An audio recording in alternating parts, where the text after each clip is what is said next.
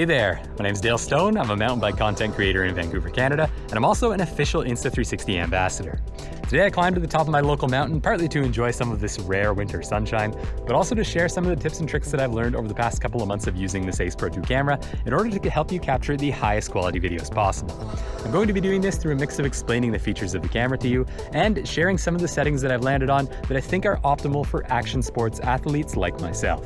Let's get into it. First, let's talk about resolution. The Ace Pro 2 camera is able to capture up to 8K 30fps footage, which is class-leading and is fantastic in bright, well-lit, stable environments. But if you're an action sports athlete like I am, Insta360 recommends filming with 4K 60fps to provide you the best stabilization possible and thus image quality.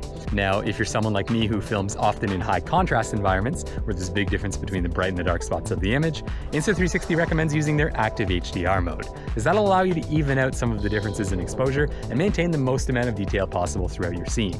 It's also available up to 4K 60fps. Now, the wide-angle lens is probably the most important feature of this camera, and the Ace Pro 2 features a upgraded 157-degree field of view. Generally, when it comes to action cameras, especially in action sports, the wider the better, as that creates more immersive footage and also gives the viewer a better sense of speed. Now, for action sports, I always recommend using Action View, as that will maintain the widest field of view possible regardless of your stabilization settings.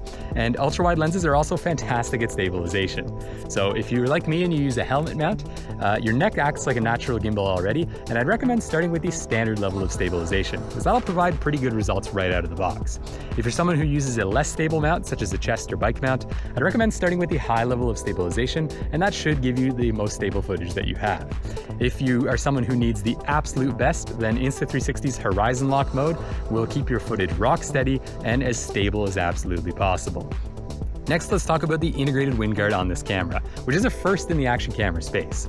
This hardware-level removable wind guard provides an excellent barrier to wind noise and helps reduce distracting wind noise while maintaining the noises that you want to hear throughout your sport.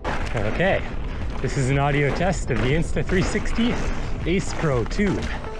The standard wind noise reduction mode did a fantastic job at creating the highest quality audio possible.